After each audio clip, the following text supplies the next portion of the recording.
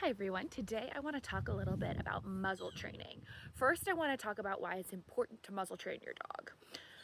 Unfortunately, at some point in their life, almost every dog is going to have to be muzzled. They may have been in an accident or had surgery and they have to be at the vet while they're in pain. And so they might try to nip at the vet because they're in pain and they're trying to tell the vet that that hurts and they want it to stop. And so the vet may have to muzzle them in order to give them the necessary treatment that your dog needs. Now, if the very first time your dog has ever experienced a muzzle is when they're in pain, when they're stressed, and the vet is forcing it onto them to give them treatment, that just makes the whole experience worse. If we can train our dogs to get used to a muzzle, so it's not a scary new foreign object, if it's ever needed, they already have that skill for that situation.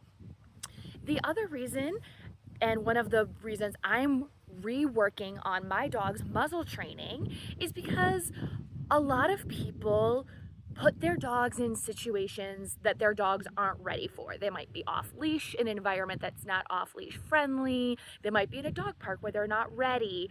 And well, we can't control what other people do with their dogs, we can control our dogs. And because my dog is a shepherd mix, a lot of times she finds herself in situations where another dog is acting inappropriately with her and she's on the defensive, but often gets accused of being aggressive because she's the shepherd. She's a breed that's often considered a bully breed. And so in terms of reputation, it's safer for her to be in a muzzle. So I know that no one's going to get hurt and she's not going to be blamed, and there's no issues with liability or damage or anything like that.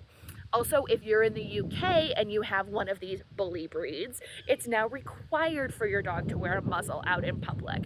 And so we want the muzzle to be like their superhero cape, to know that when they have their muzzle on, they can handle whatever's coming at them. We don't want the muzzle to be a source of struggle or pain or stress. So now I'm going to go through in two separate segments how we're going to start training a muzzle, and I'm going to show you, I just got a new custom muzzle for my dog, and I'm going to show you how I'm training her with a new piece of equipment.